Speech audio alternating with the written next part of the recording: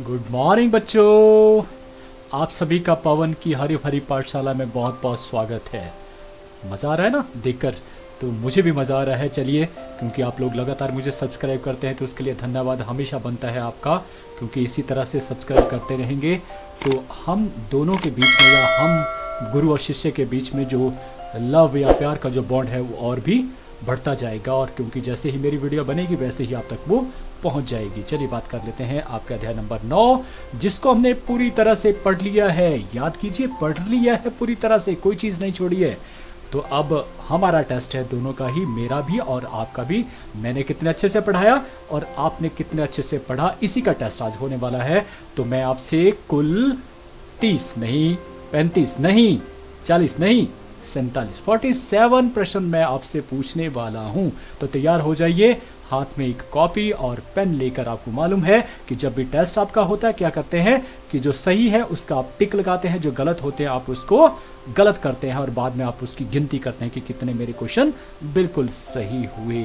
तो ये जरूरी है कि हम जाने कि मुझ में क्या कैपेसिटी है अच्छा पढ़ाने की और आप में क्या कैपेसिटी है अच्छे से सुनने की, पढ़ने की, और वही चीज़ निर्धारित करेगी आपका पद आने वाले समय में कि आप किस जगह पर, किस रैंक में, किस मनसब में पहुंचेंगे। ठीक है ना? चलिए बात कर लेते हैं। पहला क्वेश्चन आने वाला है। तो पहला क्वेश्चन ये रहा, भारत में मुगल वंश का संस्थापक था। बिल्कुल इजी प्रश्न है। भारत में मुगल वंश का संस्थापक था। ऑप्शन रहेंगी उमर शेख मिर्जा, बाबर, अकबर या टिप्पू सुल्तान। सही उत्तर है बाबर। याद रखना, बाबर ने 1526 ईस्वी में जो है दिल्ली पर जो है विजय हासिल करके जो है वो मुगल वंश की स्थापना की थी। अब बात करते हैं क्वेश्चन नंबर दूसरा।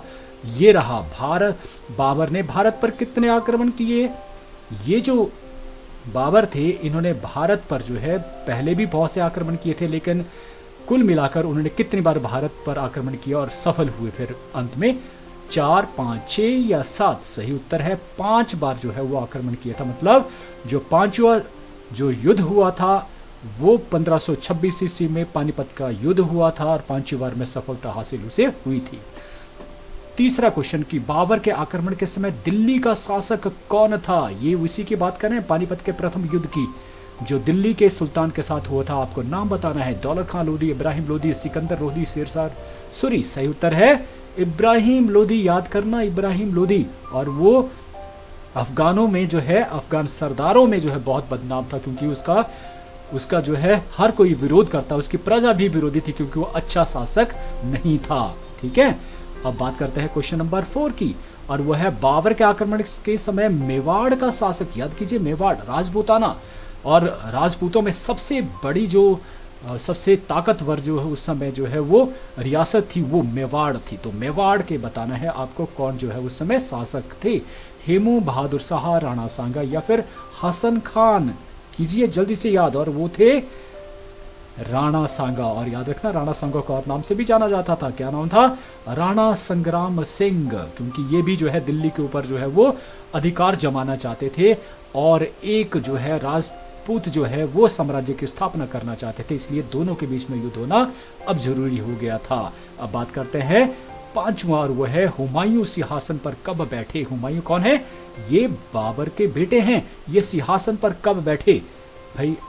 1530, 1520, 1533 या 1522? सही उत्तर है 1530 ईस्वी। माना जाता है कि हुमायूं बहुत बीमार हो गया और हुमायूं बाबर के बहुत प्रिय बच्चे थे। जब वो बीमार हुए तो किसी फकीर ने कहा कि यदि तुम उसकी बीमारी अपने ऊपर ले लोगे तो हुमायूं ठीक हो जाएंगे, और मानते हैं कि इसी तरह से हुआ और बाबर बीमार पड़ गए और वो उनकी मृत्यु हुई। तो इस प्रकार से 1530 सही उत्तर है। क्वेश्चन नंबर 6, शेरशाह सूरी के बचपन का नाम था? शेरशाह सूरी, याद कीजिए, शेरशाह सूरी सुर शासक जो है संस्थापक थे, जो है शेरशाह सूरी, जिसने हुमायूं को भगा दिया था। मतलब एक तरह से मुगल साम्राज्य का पतन हो गया था। एक तरह से पतन तो नहीं अभी, क्योंकि वो फिर से आए, पतन नहीं कहेंगे, कि एक खात्मा हो गया था एक समय के लिए। वो समय था कब? क्योंकि इसके ऊपर प्रश्न है, मैं नहीं बता पाऊंगा, इसलिए चलिए बात कर लेते हैं। ऑप्शन ये रही, फरीद खां, हसन खां, जमाल खां या बहार खां। शेरशाह सूरी के बचपन का जो नाम था वो था फरीद खां, और यहाँ हसन खां जो नाम है वो उनके पिता का नाम था। ठीक है, जो जागीरदार उस समय हुआ करते थे। अब आता है क्वेश्चन नंबर 7वां। शेरशाह सूरी का शासन काल था, आपको बताना है शेरशाह सूरी ने कब से कब तक शासन किया था। देखिए ऑप्शन रहेगी 26 से लेकर 30 में। 26 में तो अब बाबर आए थे, तो ये नहीं हो सकता। 30 से 40 तक के, 40 से 45 या 45 से 55। सही उत्तर है, सही उत्तर बताना है आपको 40 से लेकर 45 ईस्वी में, 40 में जाकर जो है वो हरा दिया था हुमायूं का रोज को, भाग गया था भारत छोड़कर। और इस प्रकार से शेरशाह सूरी ने 40 से लेकर 45 तक केवल मात्र 5 वर्षों तक शासन किया। और याद रखना शेरशाह सूरी ने जिस तरह से शासन किया था वो अकबर ने भी उससे ही सीखा था बहुत सारी चीज़ों को। उसका जो प्रशासनिक ढांचा था वो आज भी याद किया जाता है, और आज भी उसके द्वारा स्थापित जो ढांचा था वो आज भी कुछ परिवर्तनों के साथ जो है भारत में वो व्यवस्था लागू है। शेरशाह सूरी तो 1540 से 1545। फिर अगला प्रश्न, शेरशाह सूरी के समय गांव का मुखिया कहलाता था, क्या कहलाता था? पटेल, मुकद्दम, पटवारी या चौकीदार? सही उत्तर है मुकद्दम कहलाता था। याद रखना मुकद्दम बोलते थे उसको। अगला प्रश्न है 9वां प्रश्न ये रहा कि जीटी रोड, ग्रांड ट्रक जो रोड था उसका निर्माण किसने करवाया था? कौन सा शासक था? बहुत बारी प्रश्न पूछा जाता है। बाबर, शेरशाह सूरी, अकबर या जहांगीर? सही उत्तर है शेरशाह सूरी ने ग्रांड ट्रक रोड जो बनाया था। और ये कहां से था? कलकत्ता से पेशावर तक था। याद रखना 1500 मील कलकत्ता से पेशावर, और इसके दोनों तरफ पेड़ लगवाए गए थे, सराय बनाई गई थी, ताकि जो है व्यापारी लोग जो है वो अच्छे से सही ढंग से सुरक्षित व्यापार कर सके। क्यों? क्योंकि वो जानता था कि अगर व्यापार फले फूलेगा तो रियासत फले फूलेगी। तो इस प्रकार से उसका महत्व समझता था, सड़कों का महत्व है ना, वो अच्छी तरह से समझता शेरशाह सूरी। 10वां क्वेश्चन ये रहा कि चांदी का रुपया किसने चलाया था? सर्वप्रथम चांदी का रुपया जो है वो चलाया गया था। ऑप्शंस रहेंगी बाबर, शेरशाह सूरी, अकबर या जहांगीर। ये शेरशाह सूरी ही थे, याद रखना। तभी तो शेरशाह सूरी को केवल 5 वर्षों में इतना योग्य शासक था। फिर अकबर की ताजपोशी कब हुई थी? हुमायूं के बेटे थे अकबर। तो भाई मैं थोड़ा सा बता दूं कि जो शेरशाह सूरी 45 के बाद जो है लगभग जो है 55 वर्ष 55 तक जो है वो सुर के 5 और शासकों ने जो शासन किया, और 55 में आकर हुमायूं आते हैं और फिर से जो है जीतते हैं, और इस प्रकार से फिर से मुगल वंश की जो स्थापना होती है एक तरह से नए सिरे से, ठीक है, हुमायूं के द्वारा। और उसके पश्चात जो है अकबर जो है कि ताजपोशी उनके बेटे जो आते हैं, लेकिन कब होती है? 1556 में, 1536, 1574 या 1605 ईस्वी में? सही उत्तर है 1556 ईस्वी में। केवल मात्र 2 वर्ष में ही यहाँ आने के पश्चात उनकी मृत्यु हो जाती है। कहाँ पर? अपने जो उनका पुस्तकालय था वहां पर, क्योंकि वो हमेशा नशे की हालत में रहते थे, तो गिरने के कारण उनकी मौत हो गई थी। इस प्रकार से 1556 ईस्वी में अकबर की ताजपोशी किस हालत में हुई थी? ये उस समय पंजाब में कालानौर में थे। कालानौर एक छोटा सा जो है वो क्षेत्र का नाम, एक रियासत छोटी सी थी, और वहां पर वो थे, और बहरम खां उसका जो संरक्षक था वो उनके साथ थे। तो वो स्थिति थी जब 1556 ईस्वी में। याद रखना 1556 ईस्वी में अकबर के पास कुछ भी नहीं बचा था, क्योंकि आगरा और जो बड़े प्रांत थे, या आगरा या दिल्ली था, वो छीन लिया गया था हेमू को द्वारा। याद रखा होगा हेमू के ने जो है वो पूरी तरह से नंगा कर दिया था अकबर के पास को। मतलब जो हुमायूं ने अकबर के लिए छोड़ा था वो सब जो है वो खत्म हो गया था। याद रखना। तो इस प्रकार से बाद में जो है 1556 ईस्वी में पानीपत की दूसरी लड़ाई जो है किसके बीच में हुई? हेमू के बीच हुई और अकबर के बीच हुई। और हेमू कोई राजा नहीं था, याद रखना, प्रधानमंत्री था। और ये प्रधानमंत्री कहाँ था? आदिल शाह, बंगाल का शासक था आदिल शाह, उसका जो प्रधानमंत्री था। लेकिन माना जाता है कि इस युद्ध का निर्णय कुछ और होता यदि उनके तीर जो है गर्दन में न आंख में लगा था, या गर्दन कुछ इस तरह की याद है मुझे।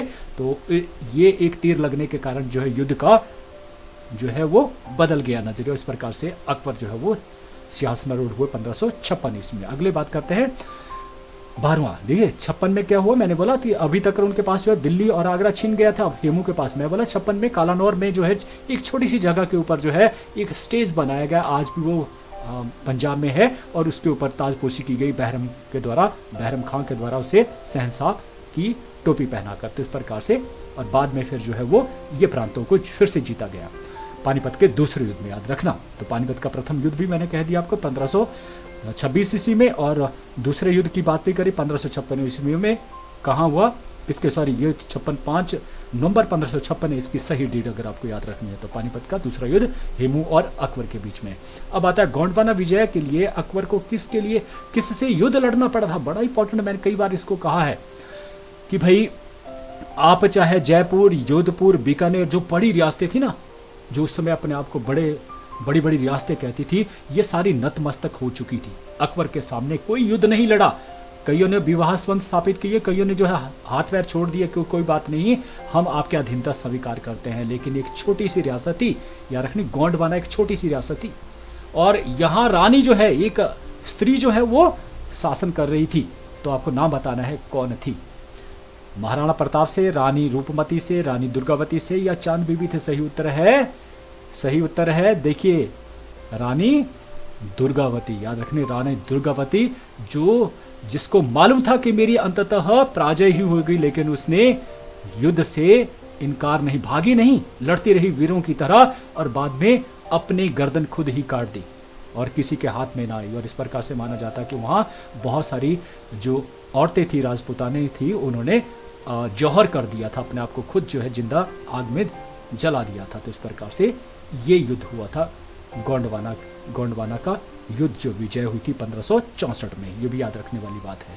फिर अकबर और महाराणा प्रताप के बीच में युद्ध कहाँ हुआ था? याद रखना, महाराणा प्रताप उदय सिंह के बेटे थे। जब ये राजगद्दी के ऊपर बैठे तो इन्होंने जो है वो प्रण किया था कि वो कभी भी अधीनता स्वीकार नहीं करेंगे अकबर के साथ। तो इसलिए इन दोनों के बीच में युद्ध हुआ।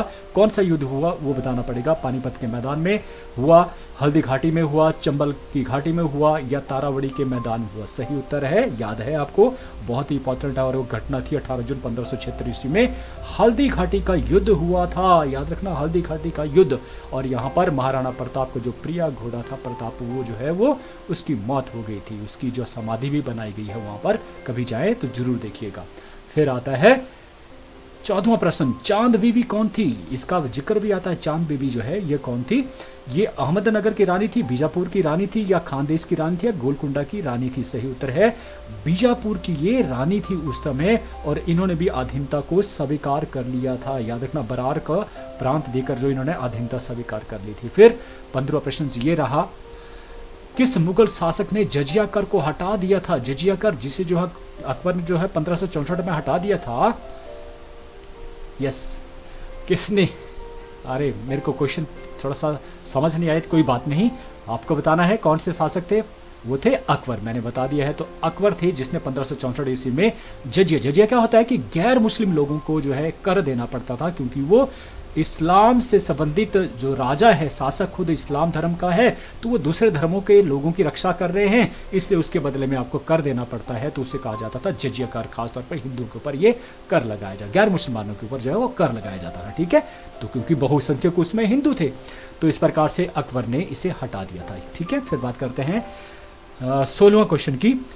देखिए, अब मेरे ख्याल से अगर ये इसकी बात चली तो 2-3 चीजें और मैं बता देता हूँ। अकबर को इसलिए नहीं कहा जाता अकबर महान, क्योंकि उसने ऐसे कार्य किए जिससे महानता नजर आती। उसने क्या किया कि इससे पहले चाहे बाबर हो चाहे हुमायूं हो, उन्होंने हिंदुओं के प्रति जो है ना वो नफरत की एक राजनीति की। क्योंकि राजा जब खुद अपना राजा है ना कोई भी, तो वो जो हर कुछ करता है ना, लेकिन अकबर एक ऐसा शासक हुआ जिसने हिंदुओं के प्रति जो है वो बराबरी का दर्जा रखा, बराबर के उसे, या बराबर से भी अधिक मैं कहूँगा, अगर आप उसको ध्यान से पढ़ेंगे तो उसने अधिक जो है वो हिंदुओं को जो है वो मान सम्मान दिया।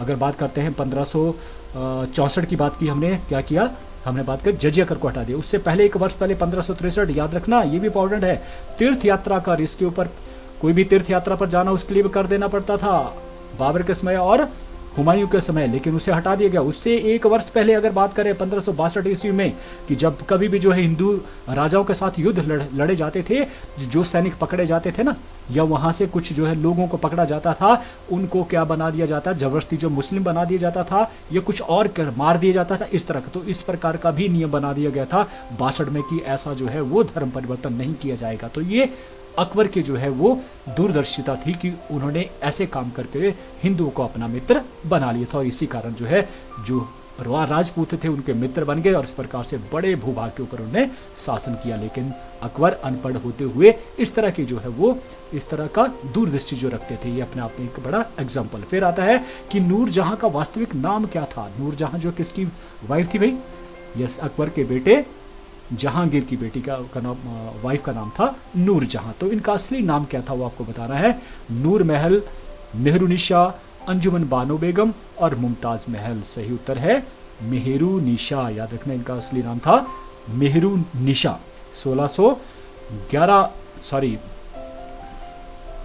11 ऐसे आ गया ख्याल। अब बात आते हैं 17 क्वेश्चन की, और वह जहांगीर ने कांगड़ा पर कब विजय हासिल करी, यह आपको बताना है। कब जहांगीर ने कांगड़ा पर, कांगड़ा हुआ जिसे नगरकोट कहा जाता था हिमाचल में, वहां पर उस किले पर विजय हासिल करी थी 1612, 15, 20 या 22। और सही उत्तर है 20। और इसे जहांगीर उस समय राजा था, लेकिन जीतने वाला तो उसका बेटा था जिसका नाम था खुर्रम, याद रखना खुर्रम ने इसे जीता था। और बाद में जहांगीर भी इस शामिल हुआ था इस जलसे में जो इस खुशी में बनाया गया था नगरकोट कांगड़ा में। शाहजहां का वास्तविक नाम आपने बताना है, और सही है उत्तर खुर्रम, जो अभी बात कर रहे थे खुर्रम उसका नाम था, जो बाद में शाहजहां के नाम से विख्यात हुआ, जहांगीर का बेटा खुर्रम। फिर बात करते हैं 1900 क्वेश्चन की। औरंगजेब के समय में मारवाड़ के स्वतंत्रता के लिए संघर्ष का नेतृत्व किसने किया था? मारवाड़ और मेवाड़, ये मैंने बड़ा अंतर आपको बताया था। मारवाड़ हुआ जो राजस्थान का सुदूर जो पश्चिमी हिस्सा था, वहाँ मारवाड़ जो है वो एक रियासत थी, और यहाँ के शासक उस समय जो है मुझे नाम नहीं आ रहा है, लेकिन उनकी मृत्यु के पश्चात ही उनकी जो वाइफ्स थी उनके साथ जो है वो बहुत ही औरंगजेब ने बहुत भद्दा जो है वो व्यवहार किया था उनके पुत्र के साथ भी, और जसवंत सिंह था उनका नाम। और उनके मृत्यु के पश्चात ही क्या हुआ, क्योंकि जब तक वो जीवित थे तब तक तो साहस नहीं हुआ, लेकिन उनके मृत्यु के पश्चात जो है उनकी पत्नी के साथ भी उन्होंने दुर्व्यवहार किया। उनके बेटे जो थे उनके साथ अजीत सिंह, उनके साथ भी जो उनको जबरदस्ती जो है वो मुसलमान बनाने की कोशिश की गई। तो औरंगजेब से में जो है कुछ एक लोग ऐसे थे जिनको जब ले गए थे रानियों को और उनके बेटे को उठाकर ले गए थे, तो एक व्यक्ति थे जिन्होंने उनको छुड़ाया था। वो कौन थे और संघर्ष को जारी रखा था? जयसिंह, दुर्गादास राठौर, जसवंत सिंह या जयमल। सही उत्तर है दुर्गादास राठौर। याद रखना बड़े बड़े बहादुर इंसान थे जिन्होंने बड़ी बहादुरता दिखाई थी राजकुमार को, और उन अपनी रानियों को जो है, जो अपने राजा की जो रानियां थी, जसवंत सिंह की जो पत्नियां थी, जिनके प्रति जो है राजपूत बहुत सम्मान रखते थे, उनको आजाद करवाया था औरंगजेब की पकड़ से या उनकी जेल से। तो दुर्गादास राठौर। 20वां प्रश्न, किस राजपूत रियासत ने औरंगजेब की अधीनता स्वीकार नहीं की?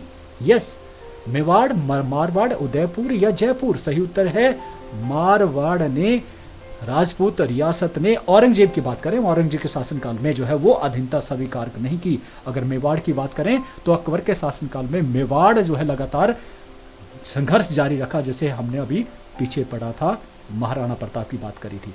लेकिन हम कर रहे हैं, अब बात कर रहे हैं औरंगजेब के शासनकाल में, तो मारवाड़ वो रियासत थी जिसने अधीनता स्वीकार नहीं की, और दुर्गादास राठौर के नेतृत्व में लगातार संघर्ष जारी रहा।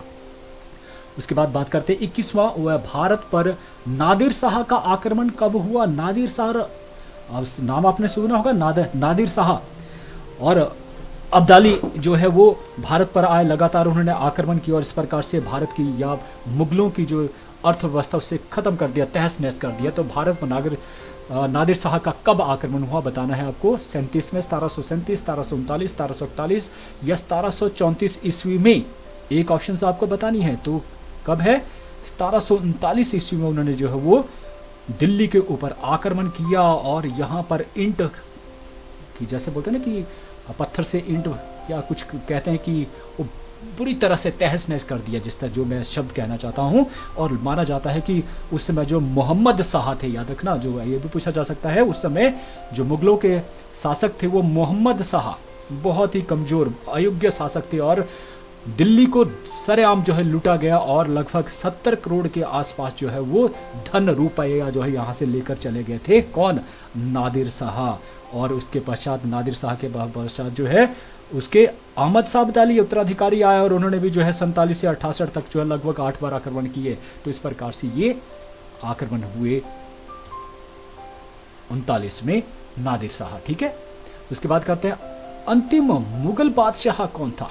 याद होगा कि 1557 ईस्वी में, सॉरी 1857 ईस्वी में, सॉरी, देखिए कितना दिमाग जो है वो थोड़ा सा हड़पट आ जाता है। तो 1857 का जो विद्रोह हुआ था उसमें जो है इनका जो है हाथ रहा, और इस कारण इनको पकड़कर जो है भेज दिया गया था रंगून में। तो कौन थे? औरंगजेब, बहादुर शाह, अकबर या बहादुर शाह जफर? तो नाम से पता लगा ना, बहादुर शाह जफर थे जो अंतिम बादशाह थे। बात करते हैं 23वें प्रश्न की, तुजक ए बाबरी का लेखक कौन थे? तुजक ए बाबरी, जिससे बाबर के बारे में जो पता लगता है उसके लेखक कौन थे भाई बताना है। बाबर, हुमायूं, इब्न बतूता या अल-बरूनी? सही उत्तर है बाबर ने लिखा था खुद जो है अपने जीवन गाथा। बाबर नामा भी इसे कहा जाता है, याद रखना, बाबर नामा भी इसे कहा जाता है।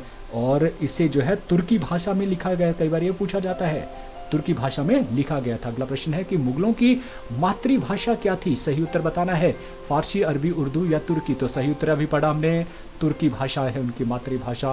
25वां प्रश्न ये है, हुमायूं नामा की लेखिका कौन थी? लेखिका हुमायूं नामा, गुलबदन बेगम, रोशन आरा, जहां आरा और नूर जहां? सही बताना है, ये आरा है, आ रहा नहीं है, रोशन आरा, जहां आरा, नूर जहां या गुलबदन? सही उत्तर है हुमायूं की बहन थी जिनका नाम था गुलबदन बेगम, उन्होंने जो है हुमायूं के ऊपर जो है ये किताब लिखी थी जिसका नाम था हुमायूं नामा। ठीक है, उसके बाद बात करते हैं 26वां प्रश्न, किस मुगल बादशाह ने फारसी को राज्य भाषा घोषित किया था? फारसी भाषा को बनाया, तुर्की भाषा को नहीं। तुर्की भाषा जो उनकी अपनी खुद की भाषा थी, मतलब बर्थ भाषा थी, लेकिन फारसी भाषा को चुना वो कौन शासक थे? अकबर, बाबर, जहांगीर या हुमायूं? सही उत्तर है अकबर ने जो है इसे घोषित किया था फारसी को। किसकी भाषा? ये मुगलों की जो है राज दरबार की भाषा या राज्य की भाषा घोषित की गई थी। फिर 27वां आता है, अकबर के शासनकाल में निम्नलिखित से किस ग्रंथ का संस्कृत में फारसी में अनुवाद हुआ? ग्रंथ का नाम बताना है, महाभारत, रामायण, पंचतंत्र या उपरोक्त सभी? सही उत्तर है इन्हीं सभी का जो है उन्होंने अनुवाद किया था। इसके पीछे कारण क्या था? इसके पीछे ये था कि ताकि जो मुस्लिम लोग भी हैं जो वो भी इनके बारे में पढ़ सकें और इस प्रकार उनके प्रति जो है वो आदर भाव जो है वो आ सके। तो ये क्योंकि वो क्या चाहते थे कि अपनी प्रजा को एकता के सूत्र में बांधना चाहते थे, उसी का ये प्रमाण था कि उन्होंने इसको फारसी भाषा में इनको अनुवादित किया। फिर 28वां है, तुजके ए जहांगीरी का लेखक कौन था? तुजके ए जहांगीरी जो जहांगीर से संबंधित है, इसे किसने लिखा? अबुल फजल ने, जहांगीर ने, अब्दुल हमीद लाहौरी या शाहजहां ने? यह आपको बताना है। किसने लिखा? इसे लिखा जहांगीर ने ही खुद लिखा। तुजके ए जहांगीरी को जहांगीर ने खुद लिखा, याद रखना। और इसे फारसी भाषा में लिखा था जो राज्य की भाषा जो है बन चुकी थी अकबर के शासनकाल में। फिर 29वां प्रश्न, अबुल फजल कौन था? बड़ा इंपॉर्टेंट है अबुल फजल, ये किसके शासनकाल में रहा? जहांगीर का दरबारी इतिहासकार, अकबर का दरबारी इतिहासकार, शाहजहां का दरबारी चित्रकार या औरंगजेब का राजस्व अधिकारी? सही उत्तर है ये अकबर का दरबारी इतिहासकार था अबुल फजल, जिसमें अकबर नामा भी लिखा था। अब बात कर लेते हैं 30वां प्रश्न, वो है बादशाहनामा किसके शासनकाल का मुख्य स्रोत है? जहांगीर, औरंगजेब, शाहजहां या अकबर? सही उत्तर है शाहजहां को समर्पित है। शाहजहां के बारे में शाहजहांनामा, याद रखना सभी का नाम आ गया, बाबर से लेकर शाहजहां तक सभी की अपनी अपनी किताब थी और शाहजहां के लिए बादशाहनामा था। और इससे भी कई बार ये भी पूछा जा सकता है कि भाई बताएं इसको लिखने वाले कौन थे। देखिए इसमें 30 वर्षों का जो है वो हिसाब किताब लिखा गया है। उसमें जो पहले जो 20 वर्ष हैं उसे लिखा है मोहम्मद शायद वारिस ने लिखा है, मोहम्मद वारिस थे। और जो दूसरे थे उनका नाम था अब्दुल हमीद लाहौरी। तो शायद मुझे लगता है अब्दुल हमीद लाहौरी जो है उन्होंने 20, लगता नहीं ये सही है, अब्दुल हमीद लाहौरी ने 20 वर्ष तक का जो है इतिहास लिखा, किसका? शाहजहां का। और अगले 10 वर्षों का जो है वो लिखा मोहम्मद वारिस ने जो है वो लिखा था 10 वर्षों का हिसाब। इस प्रकार से 30 वर्षों का हिसाब किताब जो किसमें आता है? बादशाहनामा में, जो किसको समर्पित है? शाहजहां को। चलिए अगला 31वां, किस मुगल शासक ने गैर मुसलमानों पर दोबारा जजिया कर लगाया? जिसे अकबर ने हटा दिया था 1564 में, किसने लगाया फिर से? हुमायूं, औरंगजेब, अकबर और शाहजहां? सही उत्तर है औरंगजेब ने इसे फिर से लगा दिया गया था। भाई याद रखना औरंगजेब जो बिल्कुल विपरीत चला था औरों की नीति से जो है, और इसी का नतीजा हुआ कि मुगल साम्राज्य का पतन हुआ। अब बात कर लेते हैं अगले प्रश्न की, और वो है 32वां प्रश्न कि आगरा के लाल किले और बुलंद दरवाजे का निर्माण किसने किया? नाम सुना ना, आगरा का लाल किला और बुलंद दरवाजा, ये किसने बनाया था? सही उत्तर है हुमायूं, औरंगजेब, अकबर या शाहजहां? सही उत्तर है अकबर ने जो है इस दोनों का निर्माण जो है वो करवाया था। बुलंद दरवाजे का फतेहपुर सीकरी में बनाया गया था गुजरात की विजय के उपलक्ष्य के ऊपर। ठीक है, तो इस प्रकार से। और अकबर का लाल किला इसलिए विख्यात है क्योंकि यहाँ पर जो है शाहजहां की मौत हुई थी, औरंगजेब ने इसने इसी किले में जो है कैद किया था। ठीक है, तो इस प्रकार से बहुत सारी घटनाओं के साथ जोड़कर जो है देखा जाए तब ये चीज़ें याद रहती है। अब बात करते हैं क्वेश्चन नंबर 33। शाहजहां ने दिल्ली में निर्माण करवाया था, क्या क्या चीज़ों का निर्माण करवाया? क्या जामा मस्जिद का करवाया, या शाहजहांबाद या लाल किले का निर्माण करवाया? उपरोक्त सभी सही उत्तर है। इन सभी चीज़ों का निर्माण जो शाहजहां ने करवाया था, लेकिन दिल्ली में करवाया इन चीज़ों का, और आगरा में किस चीज़ का करवाया भी? बिल्कुल ताजमहल का निर्माण करवाया। तो उपरोक्त सभी सही उत्तर है। 34वां प्रश्न, किस मुगल बादशाह ने झरोखा दर्शन का प्रचलन जो है वो किया था? झरोखा दर्शन, बादशाह को देखना सुबह सुबह अच्छा माना जाता था, और इसलिए इस प्रकार के दर्शन करना जो है वो किसने शुरुआत की थी? वो थे हुमायूं, औरंगजेब, अकबर या शाहजहां? सही उत्तर है अकबर ने शुरू किया था। और 35वां प्रश्न है कि मुगल काल में बादशाह प्रजा की शिकायतें किस स्थान पर बैठकर सुनता था? आम लोगों की शिकायतें कहाँ सुनता था? उसी से पता लग जाता है। गुसलखाना में, दीवाने खास में, दीवाने आम में या शाहबुर्ज में? सही उत्तर है दीवाने आम में। आम लोगों की जो है शिकायतें दीवाने आम में सुनी जाती है। खुला दरबार होता था और वहां पर सुना जाता था। 36वां प्रश्न कि मुगल काल के अधीन प्रधानमंत्री को क्या कहा जाता था? ये भी बड़ा इंपॉर्टेंट है। कोतवाल, वकील, दीवान या सदर? सही उत्तर बताना है भाई। क्या बोलते थे उसको वकील कहा जाता था। और मुझे याद है कि आपके बाबर के शासनकाल के स्वरूप समय में उसमें वजीर कहा जाता था, लेकिन करते करते बाद में इसको वकील कहा गया। फिर 37वां प्रश्न में मुगल काल में वित्त मंत्री कहलाता था। वित्त मंत्री कौन कहलाता था? बहुत बार आया है। दीवान आला, मीर बख्शी उमरा या सदर उस सदूर? सही बताना है दीवान ए आला को जो है वो वित्त मंत्री कहा जाता था। आगे बात करते हैं कि मुगल काल में शाही घराने का मंत्री था जो खाने पीने का हिसाब किताब रखता था, हर चीज का, शाही घराने के लोगों का।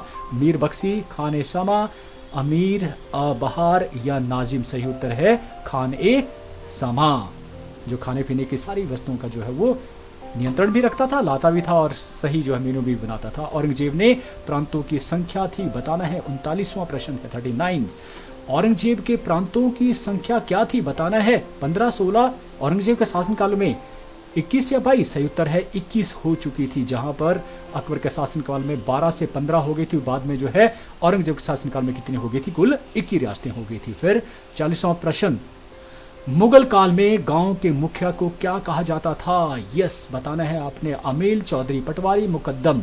याद होगा मुकद्दम शेरशाह सूरी के समय कहा जाता था, लेकिन अब कुछ अलग कहा जाता था। सही उत्तर है चौधरी।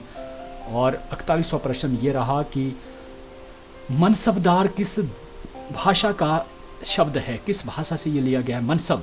फारसी, अरबी, तुर्की या लैटिन? सही उत्तर है अरबी भाषा का शब्द होता है मनसब, जिसका मतलब होता है दर्जा या पदवी, जिसको मैंने समझाया था आपको। अब 42वां प्रश्न, अकबर के काल में सबसे बड़ा मनसब जो है वो क्या था? सबसे बड़ा मनसब, ये ज्वाइंट है लेटर।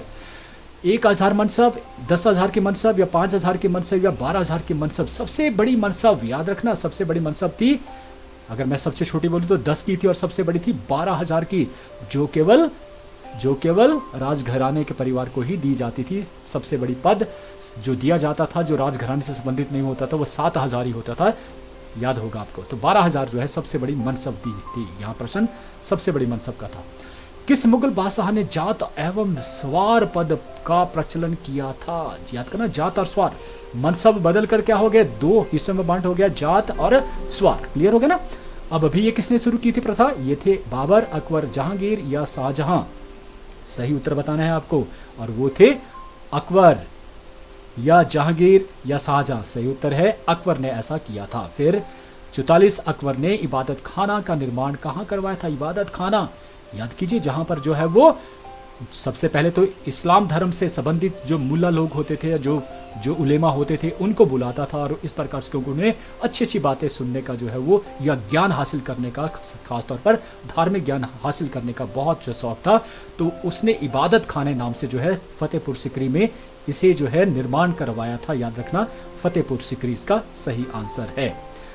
बात कर लेते हैं, लेकिन थोड़ा सा और कर लेते हैं कि इबादत खाना जो है वो निर्माण किया गया था 1575 ईस्वी में।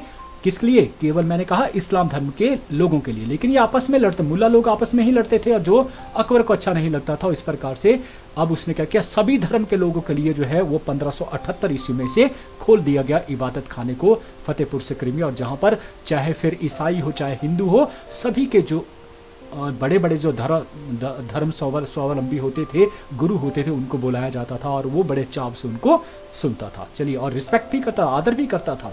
45, अकबर ने किस धर्म की स्थापना की थी? अकबर ने किस धर्म की स्थापना की थी? उनके द्वारा स्थापित एक धर्म था भाई अकबर ने। कौन सा? शिया मत, सूफी मत, दीन इलाही या इनमें से कोई नहीं? सही उत्तर है दीन इलाही नाम से उन्होंने नया धर्म जो इजाद किया था, जिसमें बहुत अच्छी बातें जो है वो कही गई थी। बड़ों का आदर करना, छोटों से प्रेम करना, सच बोलना, कभी किसी का दिल ना दुखाना, ये ऐसी सी बातें उन्होंने की थी। लेकिन सिर्फ एक इंपॉर्टेंट बात थी कि कभी भी उन्होंने ऐसा करने के लिए जबरदस्ती किसी को नहीं कहा, शायद इसलिए धर्म नहीं चला और इस प्रकार से ये धर्म उनकी मृत्यु के साथ ही खत्म हो गया। फिर आता 46, मुगल काल में निम्नलिखित में से कौन केंद्रीय मंत्री नहीं था? बताना है केंद्रीय मंत्री इनमें से कौन नहीं था। देखिए, कोतवाल, खान शामा, दीवाने आला और मीर बख्शी, ये सभी की बात कर ली हमने। मीर बख्शी, दीवाने आला और खान शामा, लेकिन कोतवाल थे जो सेंटर मिनिस्टर नहीं थे। कोतवाल याद रखना, कोतवाल ये केवल शहर के जो बड़े पुलिस अधिकारी होते थे उनको कोतवाल का वो कार्य करते थे, शहर में शांति स्थापित करना। तो ये कोतवाल इसका सही उत्तर है। फिर अंतिम प्रश्न भाई ये रहा, मैं भी थक गया हूं। मुगल काल में सरकार के मुखिया को क्या कहा जाता है? मुगल काल में सरकार के मुखिया को क्या कहा जाता है? यस, जमींदार कहा जाता था, फौजदार कहा जाता था, या मनसबदार कहा जाता था, या जागीरदार कहा जाता है? बताना है आपको क्या कहा जाता था। सही उत्तर है फौजदार कहा जाता था। याद रहे आपको कि इस पूरे साम्राज्य को प्रांतों में विभाजित था और प्रांतों को कहा जाता था सूबा, प्रांत नहीं कहा जाता था। मैं रिवीजन करवा रहा हूं। और प्रांत जो है आगे चलकर जो है जिलों में, जिसे सरकार कहा जाता था। और सरकार का जो मुख्य जो अधिकारी होता था, याद होगा, फौजदार, है ना, याद रहा, फौजदार। सूबे का सूबेदार होता था, सरकार का फौजदार होता था। और जो जिला था वो आगे जो है तहसील में होता है ना, पहले क्या बोलते थे, परगना। तो परगने का जो बड़ा होता था उसे सिकदार कहा जाता था। और गांव का जो है बड़ा जो अधिकारी या जो सरपंच होता था उसके चौधरी कहा जाता था, है ना। तो इस प्रधान जो उसे चौधरी कहा जाता। तो इस तरह से ये 47 प्रश्न मैं आपसे पूछ चुका हूं। अब फटाफट जो है वो देखिए कितने प्रश्न आपके सही हैं। देखिए, आप याद करेंगे जब आप कंपेटिटिव एग्जाम पे बैठेंगे तो ये वेरी वेरी इंपॉर्टेंट क्वेश्चन है सभी के सभी, ऐसे क्वेश्चन जो वो पूछे जाते हैं।